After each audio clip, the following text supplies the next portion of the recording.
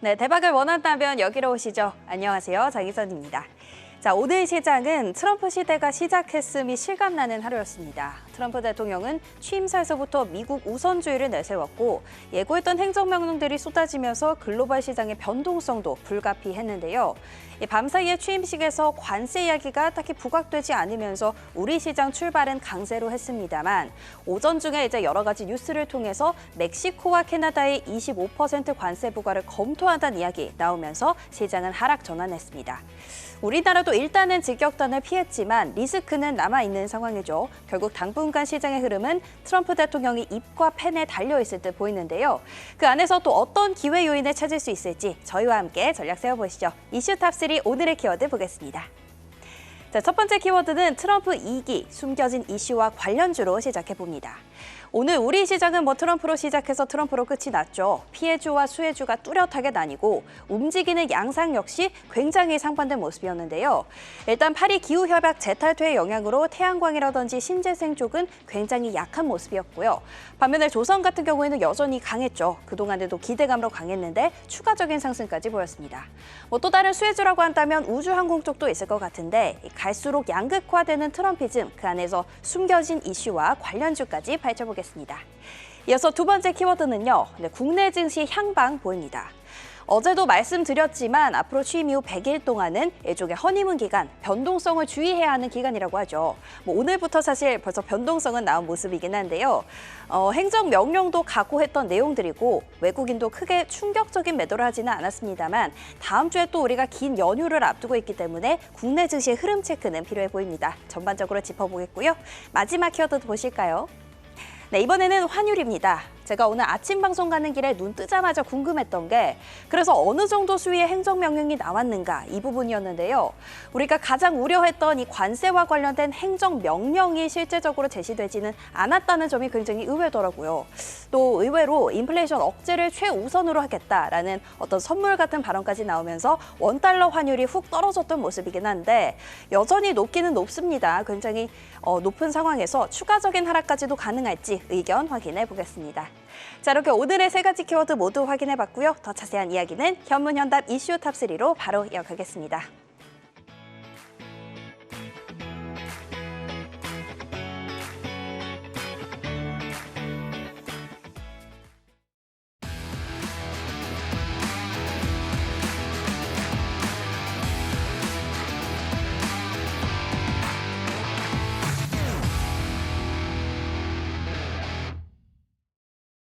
네, 상승과 하락의 힘겨루기가 팽팽했던 시장.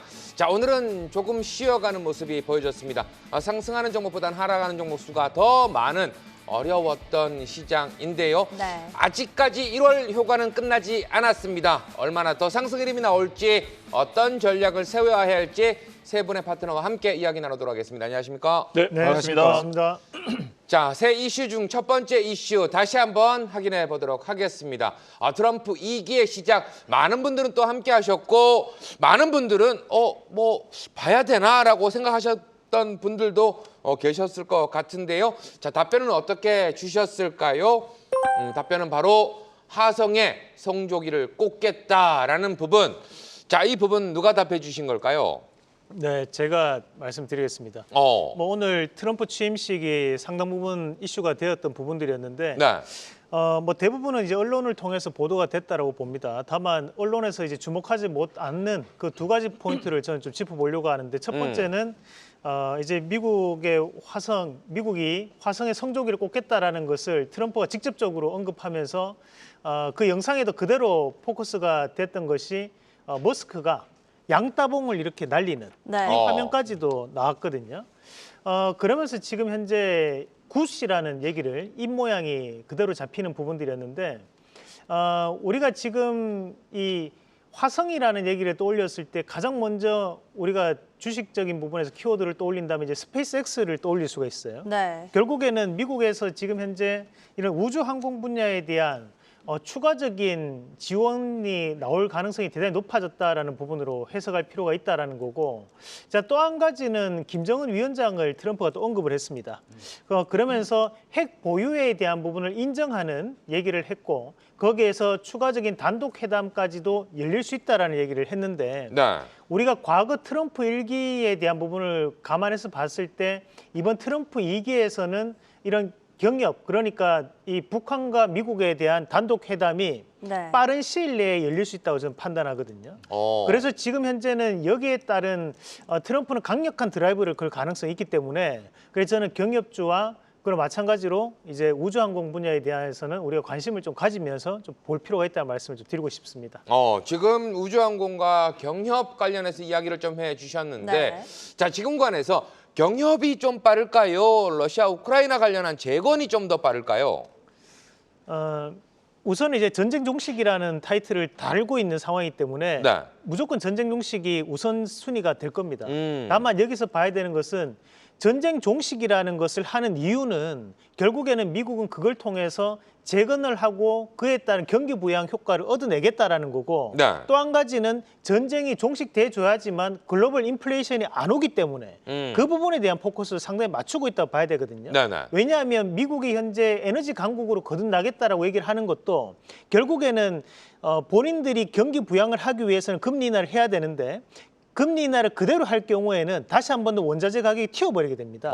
그럼 이 원자재 가격을 튀지 않게 하기 위해서는 미국이 다시 한 번 더 에너지를 공급하는 공급 국가가 돼야 된다는 전제하에 지금은 이루어지는 과정이라고 보시면 되고요. 그러면 글로벌적인 구간에서 에너지를 많이 보유한 국가들이 결국은 중국, 러시아, 우크라이나, 그리고 지금 현재 미국이거든요. 네네. 그러면 당연히 전쟁을 종식시켜줘야지만 인플레이션에 대한 과도한 상승을 억제시킬 수 있는 단초가 될 수 있다고 보고, 전쟁 종식을 최우선적으로 과제로 가져가되 대신에 북한과에 대한 부분도 결국에는 글로벌 평화에 대한 부분에서 경기 부양책까지 이어지는 그런 랠리를 펼칠 가능성이 높다라는 저는 말씀을 드리고 싶습니다. 뭐 지금 채팅방도 창 저반부터 상당히 많은 분들이 함께하고 계시는데, 자, 지금 구간에서 조선 이야기는 없네요라고 이야기를 하셨거든요. 네. 경협, 우주항공. 근데 우주항공은 최근 들어서 뭐 이슈가 조금씩 나오면서 움직임이 좀 있었고, 경협 같은 경우에는 살짝 움직였다가 지금은 또 쉬어가는 모습들이 좀 보여지고 있는데, 둘 다 매수 타이밍으로 좀 봐도 될까요? 우선 이제 조선에 대한 부분은 제가 이 시청자분이 저를 꾸준히 좀 보셨다면 네. 이미 조선주를 저는 보유하고 계실 거라고 보여요. 왜냐하면 네. 우리가 이미 조선 관련해 가지고 지금 11월 달부터 얘기했던 게 이제 조선이기 때문에 네네.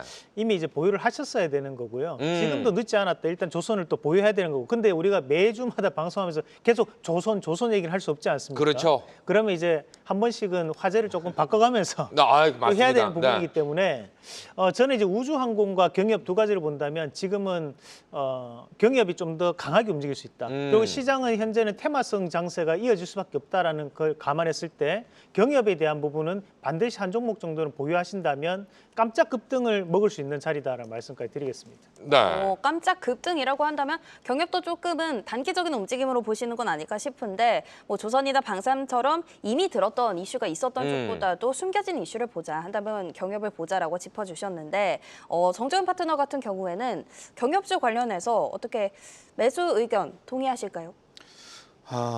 참 좀 민감한 문제인데요. 네. 되게 이제 시청자분들이 싫어할 수 있는 부분입니다.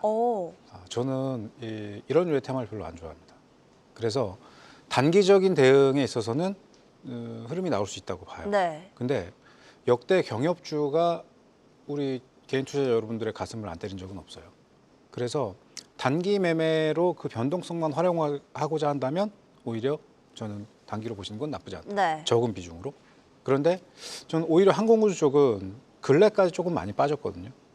그리고 깊이 들어온 것들도 있고 반영돼야 될 것들을 선반영했다고 하지만 아직 덜 반영된 것들도 있어요. 그래서 좀 모아가는 전략으로 길게 보자면 조금 항공우주가 유리할 것이고, 네. 또 이제 지수 밸런스 상에서도 그쪽 섹터의 종목군들 조금 받쳐줄 수 있을 것이고, 네. 그렇게 보고 있습니다. 우리 신앙스 파트너는 어떻게 좀 보고 계실까요? 저는 안쪽으로 들어가 보고 싶어요.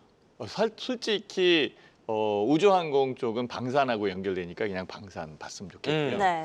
경협 관련되어 있어서 이렇게 좋은 그런 상황이 없다라고 이렇게 말씀해 주셨잖아요. 그 네. 부분하고 똑같아요. 근데요, 우리는 진짜 생각을 해봐야 될 게 뭐냐면 종전 관련주. 종전 관련주에 대한 여건이 경업하고 들붙어요. 경협주하고 그것은 건설주에 해당된다는 거죠.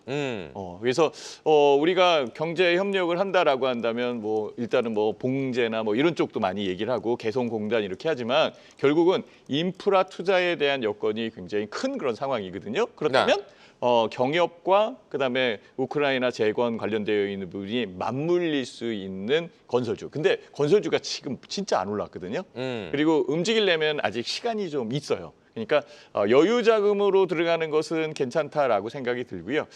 우리 이상로 파트너께서 얘기한 것처럼 경협주 같은 경우에는 일시적으로 급등을 할 수 있는 그런 여건에 해당되는 종목들이 꽤 있어요. 그래서 거기 관련돼서 저는 안쪽에 건설주 섹터를 보는 게 맞지 않을까 이렇게 생각을 해봤습니다. 알겠습니다. 그 안에서 숨겨진 이슈와 관련주를 본다면 건설 쪽까지 조금 보자 이렇게 짚어주셨습니다. 자, 첫 번째 이슈 확인해봤고요. 두 번째 이슈로 또 넘어가 보겠습니다. 두 번째 이슈는 이제 국내 증시의 향방, 좀 더 거시적인 흐름을 저희가 짚어보도록 하겠습니다. 트럼프 취임 첫날 요동친 투심 국내 증시의 향방은 자 여기에 대한 답변은요.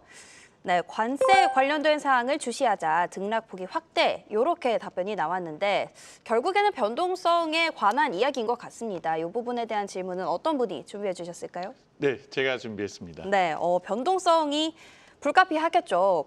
근데 저희가 이 안에서 또 기회 요인을 조금 찾아볼 수 있는 건 없을까요? 그 관세 관련되어 있는 여건은 빠졌잖아요. 일단은 행정서명에 빠져 있는 그런 상황이고 네. 향후에 협상 카드로 남아 있을 가능성이 높아요. 그래서 각각의 국가와 협상을 해서 관세를 매길 수 있는 방편으로 넘어갈 가능성이 높다라고 저는 보거든요. 지금 트럼프 대통령이 그 대선 공약 때 얘기했던 게 보편관세입니다. 보편관세는 10%에서 20% 그것을 보편적으로 낼 거고 그다음에 중국은 60% 이렇게 지금 얘기했었던 상황이었거든요. 근데 이렇게 가지는 않을 것 같고요. 관세를 일괄적으로 딱 때려 넣기에는 굉장히 큰 부담이 있을 것 같아요. 네. 일단 물가도 그렇고 인플레이션에 대한 요건 이런 것들도 있으니까. 그래서 한 달 3% 2% 이런 식으로 점진적으로 관세를 올릴 가능성이 높다라는 거죠. 그렇다면 결국은 협상력에 의해서 만들어지는데 저는 이 생각을 좀 해봤습니다. 관세를 그렇게 많이 못 올릴 것 같아요. 이건 제 개인적인 생각이에요. 네. 미국이 관세를 올리면은 결국은 인플레이션에 의해서 미국이 힘들어지는데 그 관세에 의해서 만들어진 국가들이 그 수출을 하려면 굳이 미국에다가 수출할 이유는 없잖아요. 네. 다른 시장을 개척할 가능성이 높다라고 판단을 하는 겁니다. 그러니까 미국에 이거 파는 것보다는 다른 쪽에 좀 더 신경을 써서 다른 동남아나 아니면은 유럽 바로 옆에 있는 중국이나 아니면 일본 쪽 이런 식으로 확대시킬 가능성이 높아요. 그러면 미국도 현재 상황에서 관세를 막 올릴 수 없다라는 거죠. 네. 저는 분명히 다른 것은 1기에 이 강력했던 트럼프의 입김이 아니라 2기에는 굉장히 유화적일 것 같아요. 처음에 강하게 만들어 놓고 그다음에 유화적으로 나갈 가능성이 높다. 지금 트럼프 대통령의 이 그 프로필 사진에 네. 이렇게 딱 나오는 게 거의 머그샷하고 똑같다라고 얘기를 하잖아요. 네. 그러니까 굉장히 강하게 다가오는 상황이니까 협상할 때 유리한 그런 상황이고 풀어주면서 실제적으로 이득을 챙겨가는 이런 쪽으로 바뀔 것 같아요. 그래서 저는 관련되어 있는 부분에서 관세에 대한 영향력은 초반에만 이렇게 붙는 그런 상황이 될 거고요. 오히려 우리나라 같은 경우에 유리하게 작용할 수도 있겠다라는 그런 생각을 하고 있습니다. 말씀하신 좀 다르죠? 것처럼 네. 보편과세를 부과하면 사실 미국에도 부담이기 때문에 그렇게까지 관련해서 의견을 주신 것 같은데 지금 보호무역주의가 열렸다라는 얘기도 나오는데 기회 말씀하신 걸 짚는다면 중국과 관련해서 조금 찾아볼 수 있는 거겠죠? 당연하죠. 일단은 보호무역주의라는 이 자체가 미국에도 불안한 거예요. 네. 불편하다는 거죠. 그래서 지금 나와 있는 게 뭐냐면 트럼프 대통령이 100일 안에 중국 시진핑 주석하고 정상회담 하겠다. 이 정상회담 하는 그런 상황에서 야 니네 중국한테 60% 관세 매길 거야 이렇게 얘기하지 않는다는 네. 거죠. 그러니까 점진적으로 올리면서 협상에 대한 여건을 끌어낼 가능성이 높다라고 저는 판단을 하고 있어요. 지금 캐나다하고 멕시코에 25% 관세 우리 지금 사인하려고 그러다가 지금 마른 거거든. 다음에 할 거야 이렇게 얘기하면서 막 그 요동을 쳤었던 그런 상황이었잖아요. 이것도 하나의 전략적 부분일 것 같아요. 그래서 협상의 달인인 트럼프 대통령이 이렇게 해가면서 유리한 부분을 끌고 갈 수 있는 여건이지 쾅하고 옛날처럼 던져가지고 그러면 미국과의 거래 단계가 줄어들 가능성이 높다라는 거죠. 글로벌이 미국만 있는 건 아니거든요. 물론 미국이 제일 큰 그런 상황이기 때문에 네. 굉장히 중요한 그런 부분은 있겠지만 결국은 회피해 나갈 수 있는 부분으로 나간다라는 거죠. 그러면 서로 불편해질 것 같아요. 그래서 도움을 줄 수 있는 윈윈의 전략이 곧 나오지 않을까. 저는 그래서 주가가 올라온다라고 보는 겁니다. 랠리가 좀 이어질 것이다라고 이야기를 해주셨는데, 자 보통 이런 얘기를 많이 하잖아요. 칼은 칼집에 있을 때 가장 무섭다.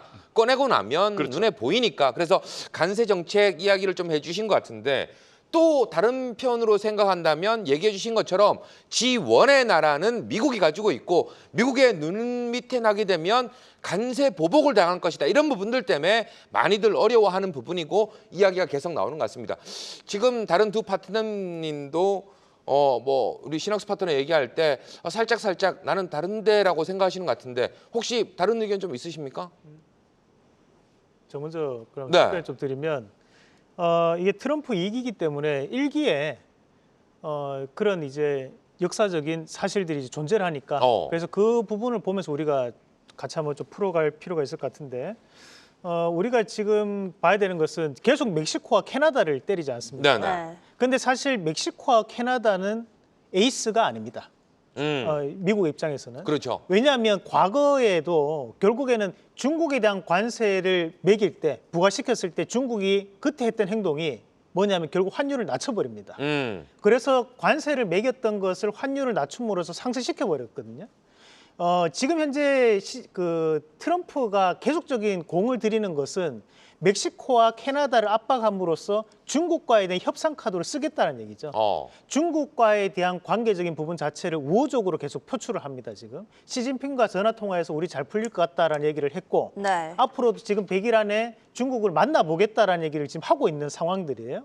그런 얘기는 뭐냐면 결국에는 현재 미국이 가장 큰 적자를 보고 있는 곳이 중국이니까 이 중국에 대한 문제를 어떻게 해서는 잘 풀어나가야지만 답이 있는 거고 그럼 미국이 가장 걱정하는 것이 인플레이션인데 이 인플레이션이 중국이 결국 안 잡히면 인플레이션이 와버린단 말이에요.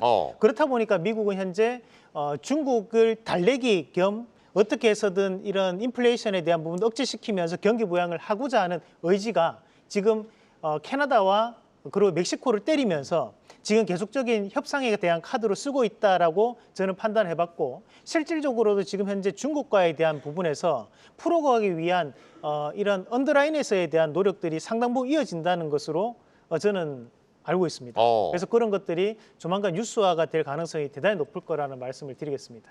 네. 뭐 혹시 정재원 파트너도 하실 얘기가 있으실까요? 저는 이 부분에 대해서 할 얘기가 없습니다. 그렇죠. 왜냐하면 중요한 건 이겁니다. 왜냐하면 네. 관세를 매기겠다, 얼마를 매기겠다. 오늘 아침에 벌어진 현상도 그 현상입니다. 너무들 앞서 나갔어요. 제 주제에서도 이야기하게 될 내용이지만 관세를 구체적으로 어떻게 먹이겠다라고 하는 거에 대해서는 예측의 영역이잖아요. 네. 다들 그걸 예측했기 때문에 채권금리뿐만 아니라 달러도 강세를 갔었던 거거든요. 근데 막상 출범하고 나니까 그런 말이 없었다. 안도하면서 올라갔다는 거죠. 그래서 지수가. 근데 돌연 캐나다에 대한 금리 이 관세 얘기가 나오고 시장은 하락으로 반전을 했다. 그래서 이런 부분들이 사실은 너무 좀 급조된 경향이 있는 것 같아요.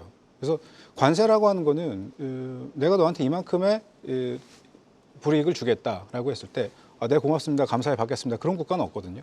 그러면은 거기에 따른 피드가 어떻게 나오느냐가 관건이겠죠. 네. 그래서 중국에 고관세를 매긴다고 하면 중국이 오히려 미국에다가 무언가를 하겠다라고 하는 것보다 다른 국가들에서 다른 액션을 취할 수도 있는 거잖아요. 그러니까 다 열려있는 상황이란 말이죠. 그래서 저는 가면서 지켜보면서 대응을 해야 할 문제이지 이거를 지금 뭐 어떻게 정해놓고 본다거나 또 어떤 예측의 영역에서 가능성을 열어두는 것은 괜찮다라고 보지만 그렇게 돼서 이렇게 될 수 있으니까 이걸 좀 볼까라고 하는 거는 우리 조금 주의해야지 되지 않을까. 안 그래도 그렇게 너무 선반영되고 먼저 앞서가려고 했었던 것들 때문에 많은 개인 투자자 여러분들이 지금 조금 더 힘들어지고 있으니까 좀 이제부터라도 좀 그런 부분에 있어서 좀 지켜보고 가자. 꼼꼼히 체크하면서 가자.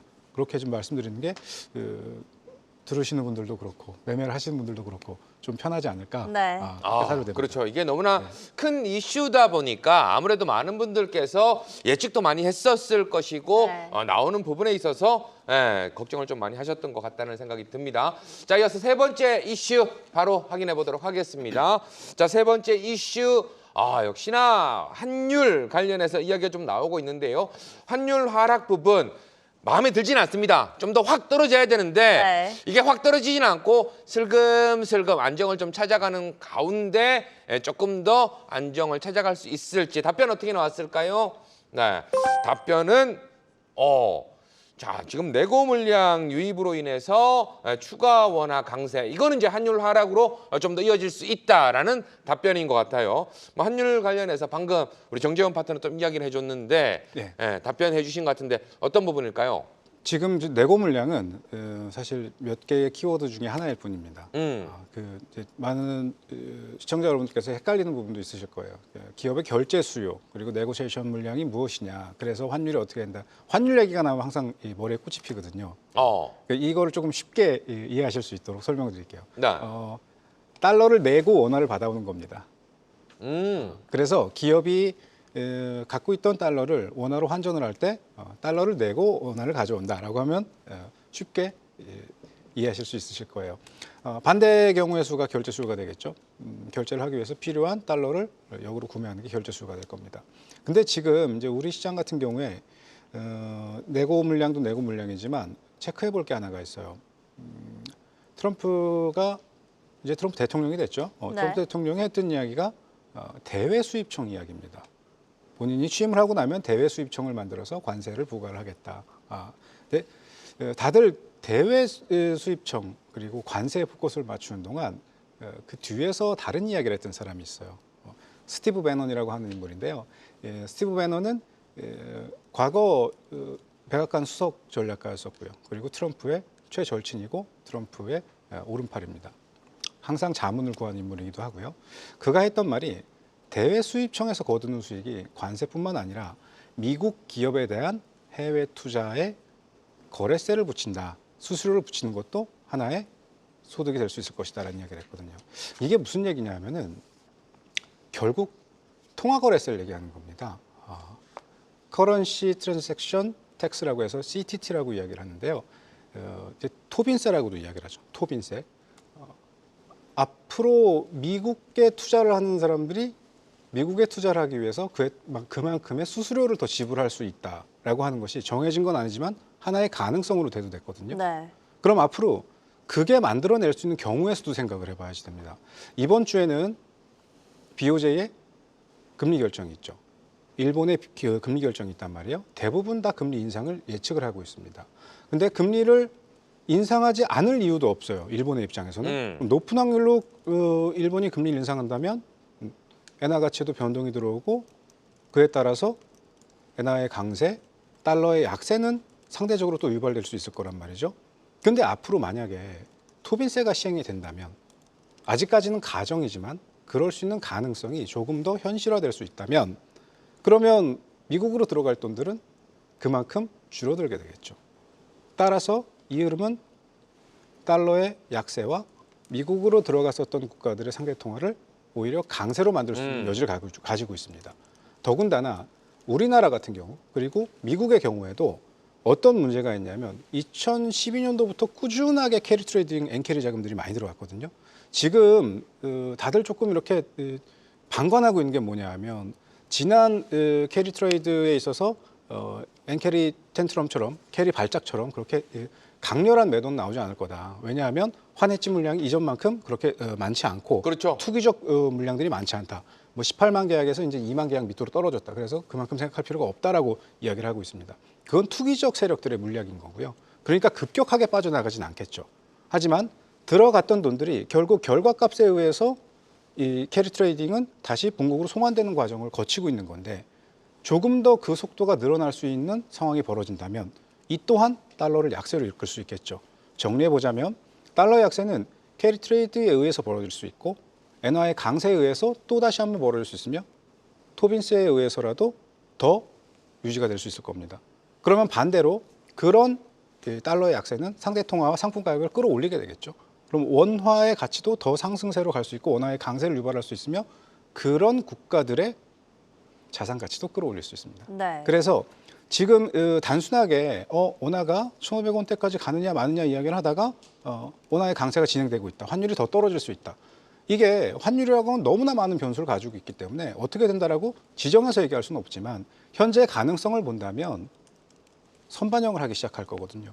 그래서 격한 흐름들이 나오기 시작을 하는 거고 조금 더 빠르게 유입될 수 있는 가능성을 보고 있는 겁니다. 그럼 이것이 얼마나 유지될 수 있을까에 대한 이야기를 좀 해봐야지 될 건데 역시나 그 부분도 저는 이러한 사안들 스티브 배넌의 말처럼 백악관에서도 새로운 정책적인 부분들에 있어서 조율을 해 나가는지 또 상대 국가는 어떤 피드를 보이는지 이런 것들을 좀 살펴가면서 추가적인 흐름이 나올 수 있겠다. 아니면 적어도 설 전후까지는 우리 시장에서 기업의 내고 물량뿐만 아니라 그동안 너무 격하게 올라왔었던 우리 시장에도 투기적 자본이 있었거든요.